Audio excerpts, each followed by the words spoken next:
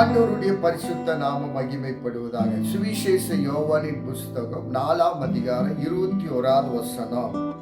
அதற்கு இயேசு, ஸ்திரியே, நான் சொல்லுகிறதை நம்பு.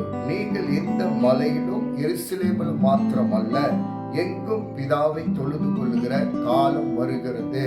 இந்த நாட்கள்ல நம்ம பிதாவை தொழுது கொள்ளுகிற நாட்கள் வந்து விட்டது. இப்ப பாருங்கள், எங்கும் கர்த்தரை தொழுது கொண்டு இருக்கிறார்கள். அந்த நாட்கள்ல எருசலேமில மட்டும் கர்த்தரை தொழுது கொண்டிருந்தாங்க. இந்த நாட்கள்ல எங்கும் கர்த்தரை ஆவியோடு உண்மையோடு தொழுது கொள்ளுகிறவர்கள் நடுவுல கர்த்தர் வாசம் பண்ணுகிறவராய் இருக்கிறார்.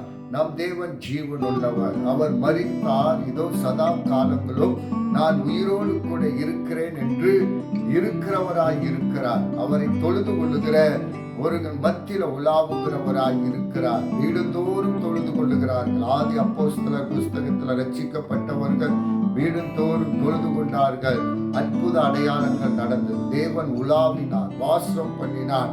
இன்றும் அவர் உங்க வீடுகள்ல உலாவுவார், வாசம் பண்ணுவார். நீங்கள் கூடி கர்த்தரை ஆராதிக்கும் போது முழு உள்ளத்தோடு, முழு ஆத்துமாவோடு, முழு பலத்தோடு நீங்கள் அவரை உயர்த்தும் போது அவர் உங்கள் மத்தியில வாசம் பண்ணி உங்களை ஆசீர்வதித்து உங்கள் தேவைகளை சந்திப்பார். அவரை தொழுது கொள்ளுங்கள்.